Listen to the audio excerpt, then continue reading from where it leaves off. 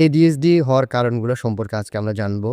ADSD কিন্তু আ জৈবিক কারণেও হতে পারে, পারিবারিক বা সামাজিক কারণেও হতে পারে। জৈবিক কারণের মধ্যে যে বিষয়টা থাকে সেটা হচ্ছে জিনগত উপাদান।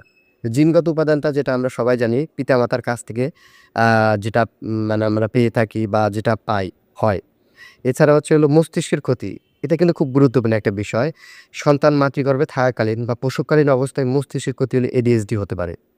গর্ভকালীন অবস্থায় বিভিন্ন ধরনের জটিলতা যেমন আ নিকোটিন, মদ, বিভিন্ন ধরনের ওষুধ সেবন করলে, বাচ্চা জন্ম পরপরই হার্ট রেট কম থাকলে, ওজন কম হলে, জন্মের পর বিভিন্ন রোগে আক্রান্ত হলে বাচ্চার মধ্যে কিন্তু এডিএইচডি সৃষ্টি দেখা দিতে পারে।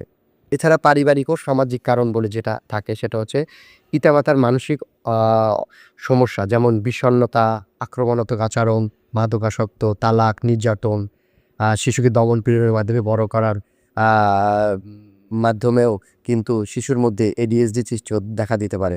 আসুন এখন থেকে সচেতন হই এবং অন্যকে